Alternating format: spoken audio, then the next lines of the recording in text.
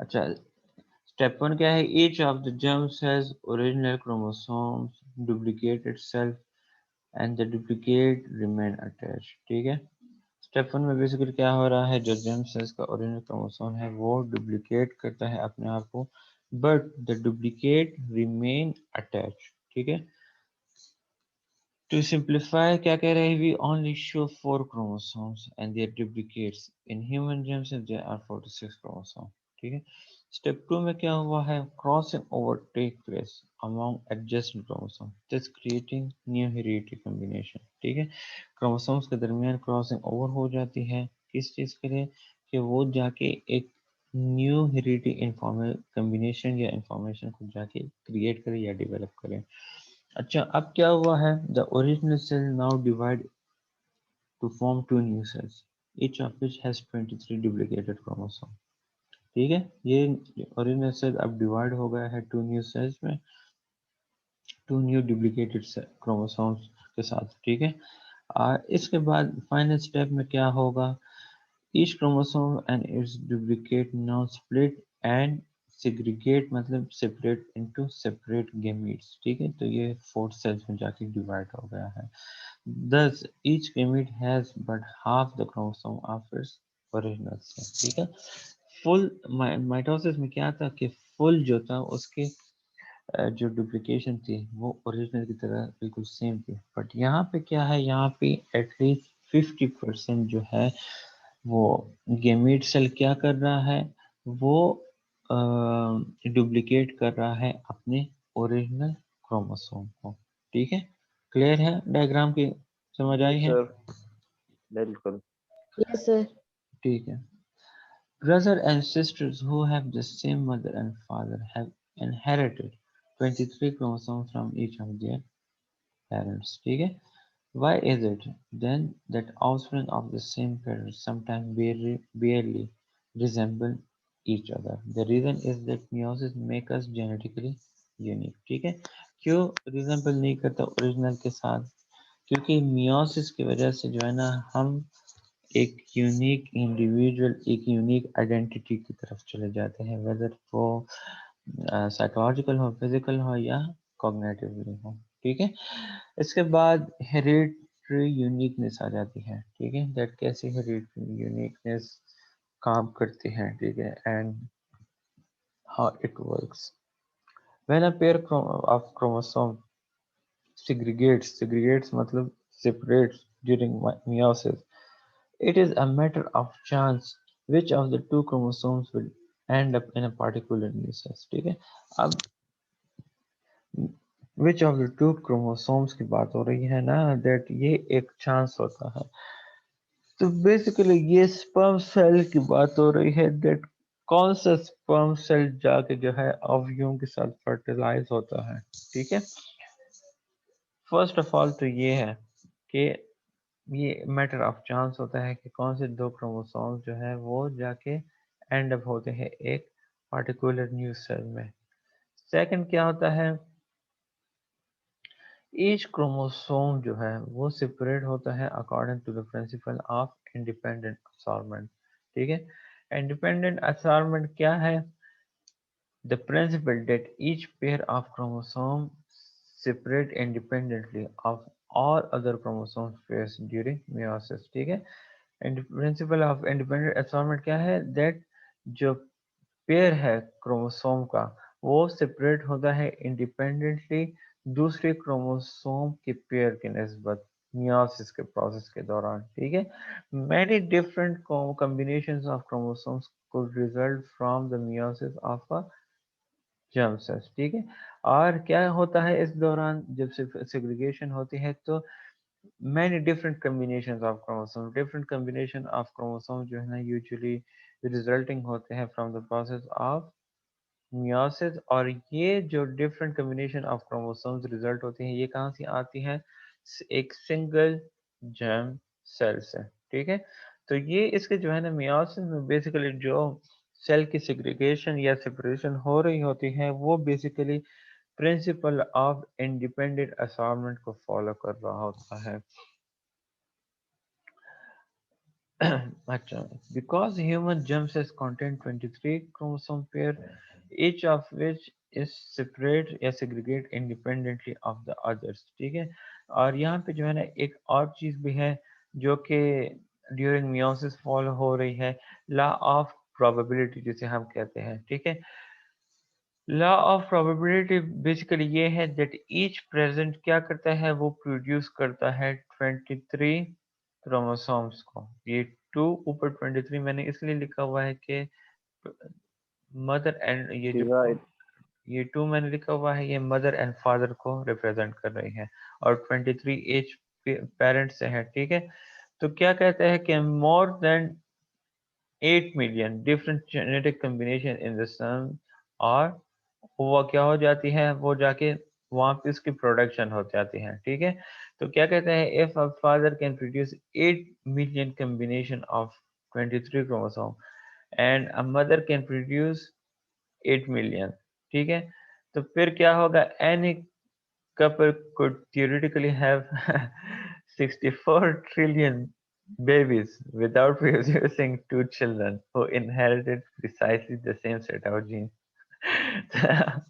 एक एक बंदा जो है 64 ट्रिलियन बेबीज जो है उसकी पैदाइश करे, तो ये तो पूरी जो यूनिवर्स है, मार्स हो गया है, जुपिटर हो गया है, अच्छी बात है सर। सारे बच जाएंगे फिर, ठीक है। तो ये जो है ना बेसिकली इस वजह से जो है ना, ये जो मियोसिस का जो मेन काम है, एक तो ये है कि जो वहाँ पे वो होती थी, वो जो केमिकल रिएक्शन मैंने आपको बताया है, दैट एक स्पर्म सेल जो है जाके जो है वहाँ पे ओव्यूम के साथ जो है फर्टिलाइज हो जाता है, और बाकी बायोकेमिकल रिएक्शन की वजह से जो है ना, जितने स्पर्म सेल्स होते हैं वो जाके खत्म हो जाते हैं, डेड, उसकी डेथ हो जाती है, ठीक है। तो किस वजह से ये बायोकेमिकल रिएक्शन होती है, दैट बार बार फर्टिलाइजेशन ना हो, बार बार फर्टिलाइजेशन होंगे फिर तो बस बच्चे ही बच्चे होंगे, ठीक है, खत्म ही नहीं होंगे, ठीक है।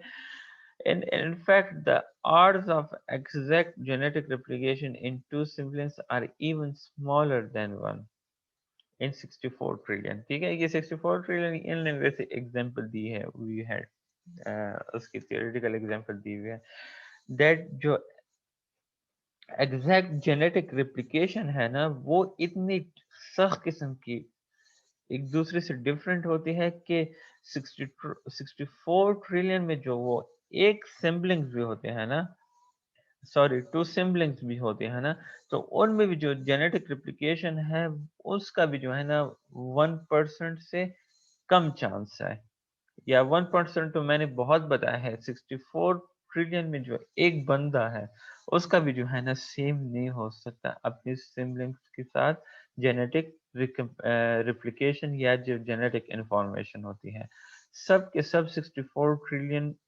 बच्चों में वो क्या होगी, चेंज होगी, अगर ये 64 ट्रिलियन बच्चे अपने एक माँ बाप से भी हो, ठीक है। तो उनकी जो जेनेटिक रिप्लिकेशन होगी वो क्या होगी, वो डिफरेंट होगी एक दूसरे से, ठीक है। ये क्यों, because the crossing over process which occurs during the earlier phase of meiosis actually alters, yeah, actually change the genetic compositions of chromosomes and thereby increases the number of possible variation in an individual gametes, ठीक है। ये क्यों होता है, because जो during crossing over process होता है, तो क्या वहाँ पे जो अर्लियर फेज ऑफ मियोसिस के दौरान ये क्रॉसिंग ओवर प्रोसेस क्या करता है, ये अल्टर करता है, चेंज करता है जेनेटिक कंपोजिशन, क्रोमोसोम की जेनेटिक कंपोजिशंस को, ठीक है। और जब जेनेटिक कंपोजिशन को चेंज करता है तो इसकी वजह से ये क्या करता है, इंक्रीज करता है number of possible variation in an individual gametes, ठीक है। इंडिविजुअल गेमेट्स में जो है ना, फिर इसकी वजह से जो है ना एक नंबर ऑफ पॉसिबल वेरिएशन में जाके चेंजेस आ जाती है, जिसकी वजह से ये जेनेटिक रेप्लिकेशन हर इंसान में एक दूसरे से चेंज होती है, ठीक है। यहाँ तक क्लियर है सबको? जी यस सर। सर। अच्छा, इसके बाद जी लास्ट सर। लास्ट टॉपिक है मल्टीपल बर्थ, ठीक है। अच्छा, अब एक सिचुएशन है जिसमें जो है वो सेम हो सकती है जीनोटाइप, जिसमें जो है ना दो दो लोग जो है वो एक जैसे जीनोटाइप को शेयर कर सकते हैं, ठीक है। Topic name multiple birth. अच्छा, अब इसमें कहते हैं देयर इज वन सर्कमस्टांसेस और one situation under which two people share a genotype. Genotype क्या है? जेनेटिक मटेरियल है। ओकेशनली अगर हम देखें तो zygote will split into separate but identical cell, mitosis की बात हो रही है, which then become two individual, ठीक है। These are called monozygotic twins, identical twins भी हम इसे कहते हैं, because they have developed from a single zygote and have identical genes, ठीक है। Identical twins जो होते हैं अगर in about one of every 250 birds around the world, ठीक है। अराउंड द वर्ल्ड अगर 250 बर्ड्स हो रही है तो उसमें जो है एक जो है वो आइडेंटिकल ट्विंस के साथ होंगे, ठीक है।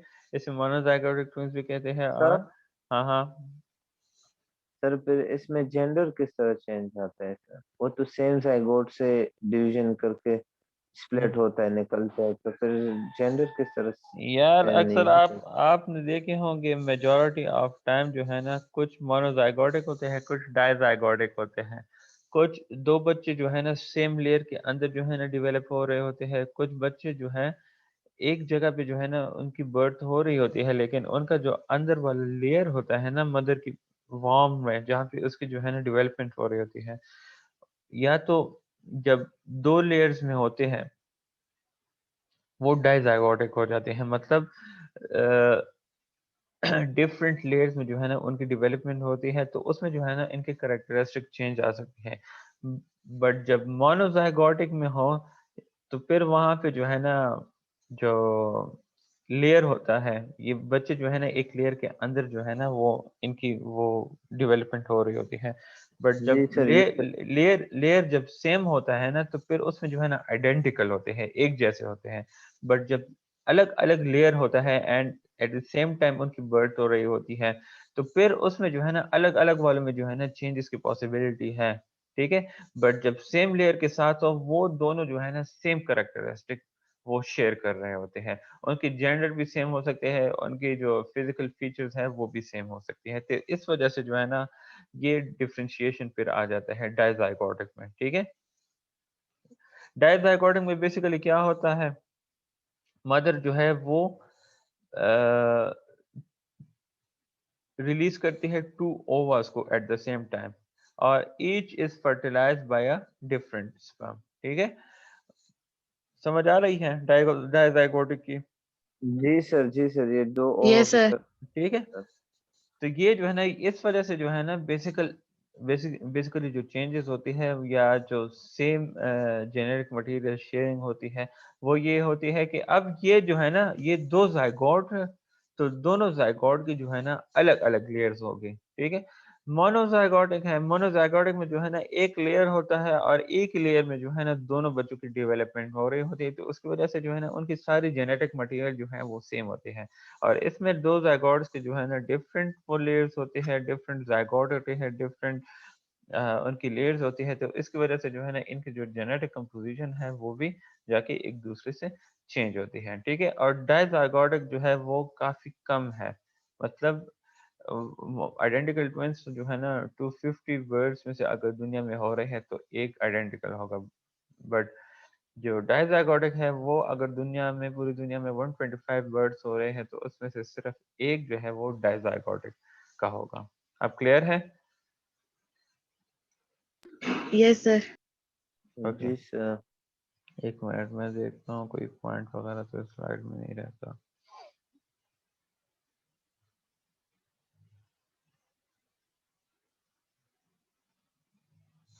वैसे ये मोनोजाइगोटिक की जो एक्सप्लेनेशन है ये देखें, they have developed from a single zygote, ठीक है। फ्रॉम अ सिंगल जाइगोट जब बात आ जाती है तो that's mean they are sharing same genetic material. Dizygotic के देखें that mother releases two ova at the same time and each is fertilized by a different sperm। तो यहाँ पे क्या हो गई, that यहाँ पे दो जाइगोट आ गए हैं। तो सिंगल जाइगोट जब होगा तो जाहिर बात है वहां पे जेनेटिक मटेरियल दोनों के सेम होंगे। डिफरेंट जाइगोट्स होंगे तो फिर वहां पे चेंजेस आएंगे। अब क्लियर है?